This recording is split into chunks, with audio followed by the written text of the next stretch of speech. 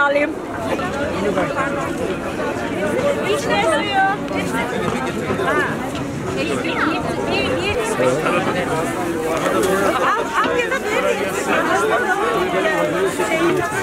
Hüdapar milletvekili Şehzade demek. Hangisi milletvekili Mısır Smetoluşu? Hüdapar milletvekili. Hangisi?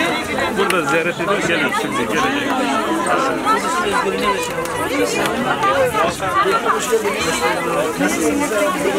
İnşallah hayırlı olur. Evet,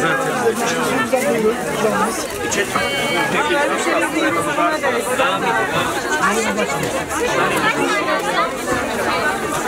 Kolay gelsin.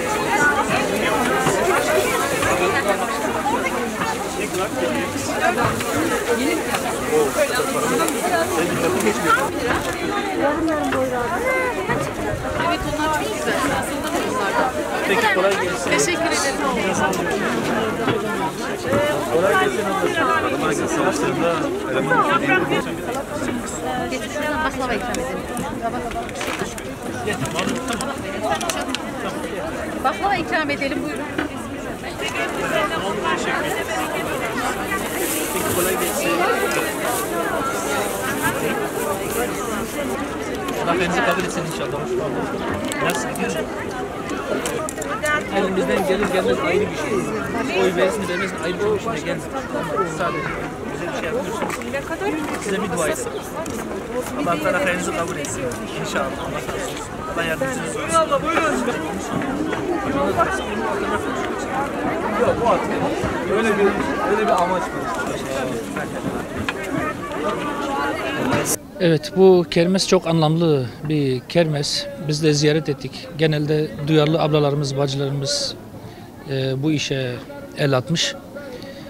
Bunu biz çok anlamlı gördük. Çok değerli bir çalışma. Bütün Türkiye geneli ablalarımızın, bacılarımızın bu işe el atarak bu işi yaygınlaştırmaları çok önemli.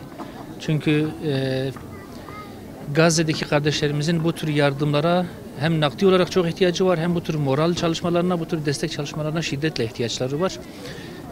Bunun Türkiye geneline yaygınlaşması çok önemli. Siz de buna aracılık ederseniz inşallah bütün Türkiye'de yayılır. Şimdi bizim bu konuda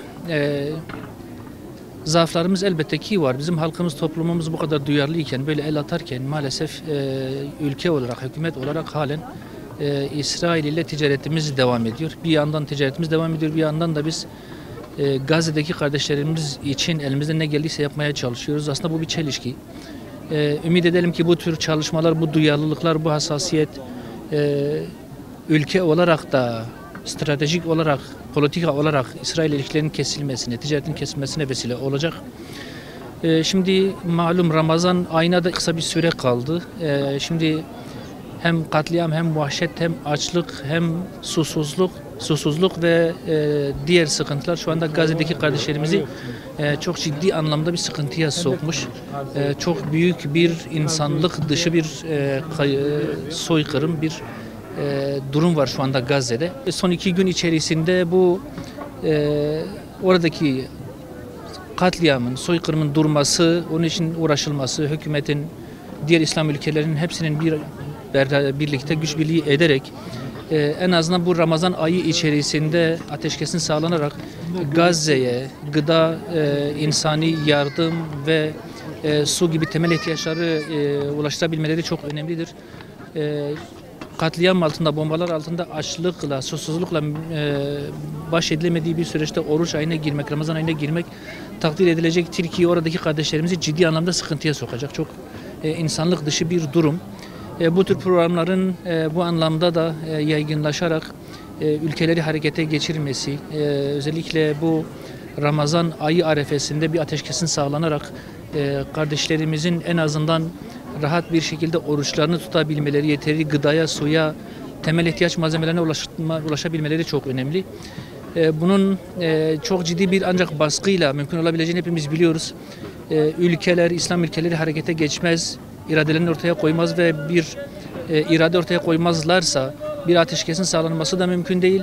Gazze'ye gıda yardımının, insani yardımın girebilmesi, iftarlık malzemelerin girebilmesi de mümkün değil.